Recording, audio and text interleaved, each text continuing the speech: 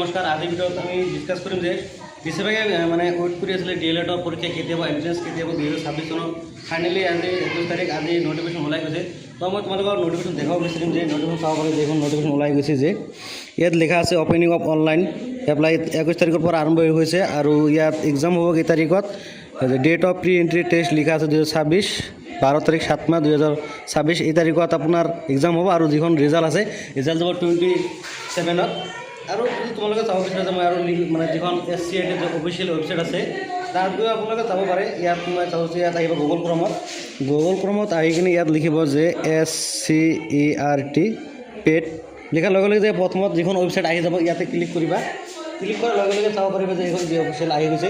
Online process already আৰম্ভ হৈছে। ইয়াত লগইন আছে, লগইন কৰিব পাৰা, গোটেইবিলাক ইয়াত আছে। ডেট অফ বাৰ্থ আছে, লগইন কৰা নাই, ৰেজিষ্টাৰ কৰিব লাগে। প্ৰথমত ৰেজিষ্টাৰ কৰিবা। যিহেতু তোমালোকে হয়তো এতিয়া নতুনকৈ পৰীক্ষা দিবা, তোমালোকতো লগইন নাহিব, তোমালোকে কাম কৰিব ৰেজিষ্টাৰ কৰিবা।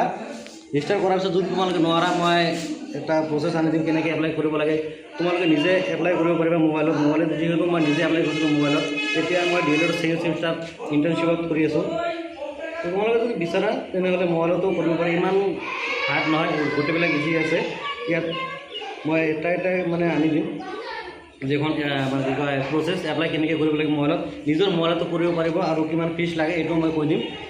তো যদি ভিডিঅ'টো ভাল লাগিছে তেনেহ'লে ছাবস্ক্ৰাইব কৰিব, লাইক কৰিব আৰু লগতে আপোনাৰ বন্ধু বান্ধৱীক শ্বেয়াৰ কৰি দিব।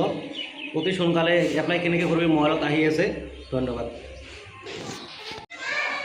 শেষত আৰু এটা কথা ক'ব বিচাৰিছোঁ যে যিসকল এতিয়ালৈকে আমাৰ টেলিগ্ৰাম চেনেল জইন কৰা নাই তেওঁ ডিছক্ৰিপশ্যনত টেলিগ্ৰাম চেনেলৰ লিংকটো দিয়া তাকো জইন কৰিব পাৰে আৰু যেনেকৈ ছাবস্ক্ৰাইব কৰিব। নতুন ভিডিঅ' আহিছে কেনেকৈ এক্সাম্পল কেনেকৈ কুৱেশ্যন আহিব পাৰে কেনেকুৱা আৰু ধৰা মাৰ্ক কাট অফ যায় কোনটো চেণ্টাৰত চিলেক্ট কৰিলে মানে পাৱাৰ চান্সটো বেছি থাকে। কাৰণ গোটেইবিলাক এনেকুৱা চেণ্টাৰ আছে তাত কাট অফ বহুতো কম যায় আৰু এনেকুৱা আছে তাত কাট অফ বেছি যায়। এইটো পিছতো মই নিশ্চয় এটা ভিডিঅ' আনিম ক'ত কেনেকৈ মানে এপ্লাই কৰিব লাগে, চিলেক্ট কৰিব লাগে।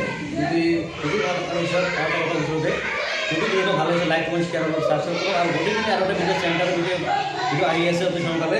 ধন্যবাদ।